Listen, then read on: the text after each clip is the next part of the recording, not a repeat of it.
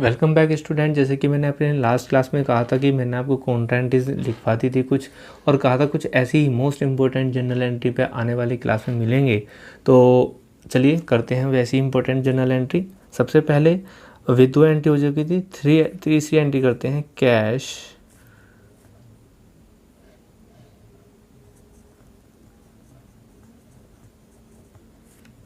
Withdraw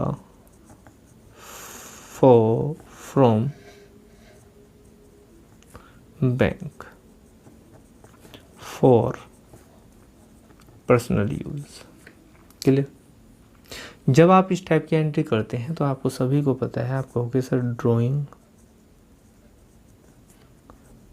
account debit to bank account होता है। तो ये क्या कॉन्ट्रा एंट्री है? नहीं जी, ये बिल्कुल भी कॉन्ट्रा एंट्री नहीं है। और अगर मैं कैश बुक इसकी बनाऊं तो बैंक क्रेडिट हो रहा है, और बैंक क्रेडिट करने से बेटा आपका क्या होता है? ऑलवेज बैंक क्रेडिट करने से डिक्रीज होता है। क्या होता है जी? बैंक क्रेडिट करने से हमारे पास जो कैश होता है वो डिक्रीज होता है, डेबिट करने से इंक्रीज होता है। तो इसलिए हम यहाँ पे लिख देंगे क्रेडिट साइड में बाय ड्रॉइंग। क्लियर। और कोई दिक्कत नहीं है। चलिए नेक्स्ट ट्रांजैक्शन करते हैं हम 4। नेक्स्ट ट्रांजैक्शन में हो सकता है आपका चेक से रिलेटेड। मैं जितनी भी ट्रांजैक्शन अब आपको बताऊंगा वो चेक से रिलेटेड। हालांकि मैंने जनरल एंट्री में चेक से रिलेटेड जितने भी ट्रांजैक्शन थे बहुत अच्छे से कराया था, लेकिन फिर भी मैं आपको एक बार, क्योंकि चेक वाले ट्रांजैक्शन से भी बहुत ज़्यादा इफेक्ट पड़ता है बेटा आपकी कैश बुक में, इसलिए आप ध्यान से इसको समझेंगे। सबसे पहले बेटा चेक जो होता है, पहली एंट्री हम जो डालेंगे CHQUE चेक, और रिसीव डालते हैं। चेक रिसीव्ड करा फ्रॉम। अच्छा, जब भी आप चेक रिसीव करोगे जाहिर सी बात है कि डेटर से करोगे, और डेटर से हमारा कोई भी हो सकता है, B लिख लेते हैं, A लिख सकते हैं, और बट और साफ साफ बता दें note deposit in bank same day. यहाँ पे जरूर लिख लेना सेम डे। थोड़ा सा वीडियो में कट रहा है, शायद अब आपको पूरा देखे तो आप इसको नोट डाउन करेंगे। जब चेक बेटा रिसीव नहीं करते, ये मैं मॉडर्न अप्रोच के थ्रू बता रहा हूँ। यहाँ पे भी मॉडर्न और न्यू अप्रोच है, लेकिन यहाँ पे भी हम मॉडर्न अप्रोच के थ्रू करेंगे और आंसर हमेशा सही आएगा, घबराने की ज़रूरत नहीं है। तो बेटा जब आप चेक रिसीव करते हैं किसी डेटर से तो एंट्री डाल लेंगे नॉर्मली बैंक। देखिए हम सोच रहे हैं बैंक में हमने जमा नहीं करा उस दिन, तो हमारे हाथ में चेक आएगा, तो हम चेक को अपनी एक एसेट मान लेंगे, और check in hand account debit to debtor का नाम, बिकॉज डेटर डेबिट करने से बढ़ते हैं तो क्रेडिट करने से घटते हैं, इसलिए हम यहाँ 2B कर देंगे। किससे दिया हमने? B ने, तो 2B अकाउंट। क्या इसकी लेजर में क्या इसकी कैश बुक में पोस्टिंग होगी? नहीं जी, यहाँ पर ना तो कैश डेबिट हो रहा है, ना बैंक क्रेडिट हो रहा है, ना बैंक डेबिट हो रहा है, ना कैश क्रेडिट हो रहा है, तो इसकी कोई भी ट्रांसफ़र, कोई भी पोस्टिंग नहीं होगी कैश बुक में। तो कैश बुक में कोई पोस्टिंग होगी नहीं जी। लेकिन जब ये ऊपर वाला चेक, यही वाला चेक आप क्या करेंगे? डिपॉजिट करेंगे। ये डाल लेंगे आप एट द टाइम, ये टाइम ऐसे लिख लेना, at the time of deposit. यानी कि जब चेक आपने जमा नहीं किया था और अब जमा करने जा रहे हैं आप बैंक में, तो एंट्री क्या डालेंगे बेटा? आप एंट्री डालेंगे बैंक अकाउंट डेबिट टू, क्या B डाल देंगे? B नहीं जी, आपके पास चेक इन हैंड, आप इसको नील कर देंगे, तो to check in hand. Clear.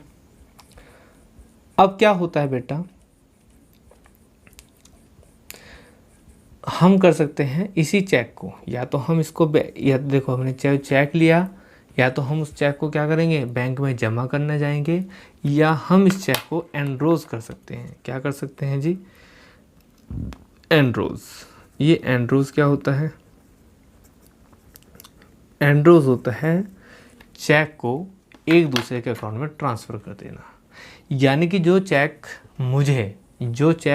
मुझे बी से मिला था वो चेक मैं अपने क्रेडिटर्स को दे दूं। उस टाइम पे क्रेडिटर मुझे घटाना होगा, से क्रेडिटर मेरा ए है, तो मैं क्या कर दूंगा बेटा, is account debit to B's account कर दूंगा। क्लियर?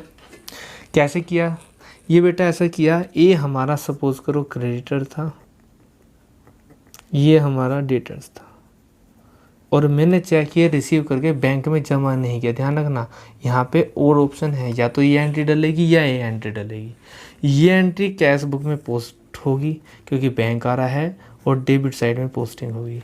क्या एंड्रोज करने की कोई पोस्टिंग होती है? नहीं जी, एंड्रोज करने की कोई भी पोस्टिंग नहीं होगी, बिकॉज ना तो चेक डेबिट में ना कैश क्रेडिट में, कहीं पे नहीं आ रहा। और क्या सीख सकते हैं और देखते हैं इसी से रिलेटेड।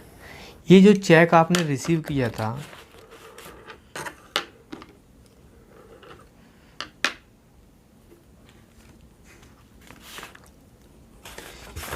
ये जो चेक आपने रिसीव किया था, ये चेक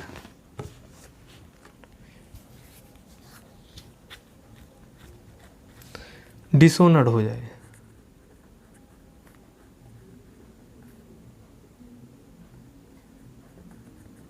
अगर ये चेक डिसऑनर्ड हो जाए तो चेक डिसऑनर्ड होने की दो कंडीशन होंगी बेटा।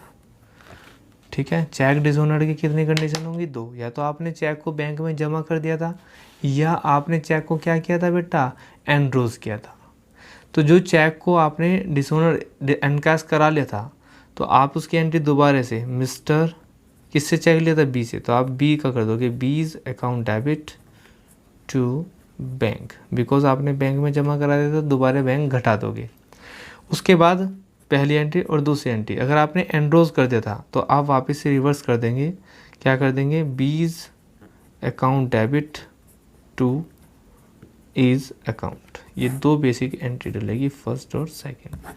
क्लियर? तो ये मोस्ट इम्पोर्टेंट कुछ एंट्री थी जिनकी क्या इनकी लेजर कैश बुक में कोई पोस्टिंग होगी? नहीं जी, इनकी कोई पोस्टिंग नहीं होने की, लेकिन हाँ इन सभी को आपको जनरल प्रॉपर में डालना पड़ेगा। एक कैश बुक बनाएंगे, उसके नीचे जनरल एंट्री का फॉर्मेट बनाएंगे, तो जितनी भी जनरल एंट्री आप देख पा रहे हैं ट्रांसफ़र नहीं हो रही है कैश बुक में, उन सब की एंट्रीज आप जनरल में डालोगे नीचे, उसे ही बोलते हैं जनरल प्रॉपर। तो बेसिकली हमने आज की क्लास में क्या सीख लिया, कुछ स्पेसिफिक एंट्री सीख ली है हमने, कैश बुक सीख लिया है हमने, जनरल सीख लिया, जनरल प्रॉपर, और सब्सिडरी बुक तो हमारी चल ही रही है। तो एक पार्ट, एक मेजर पार्ट, यूं कहूँ तो सबसे इम्पोर्टेंट पार्ट हम ख़त्म करने को हैं अपने ट्रांजैक्शन को रिकॉर्ड करते हैं, और लेजर जो हमने क्या करते हैं, क्लासिफाइड ऑलरेडी कर लिया है।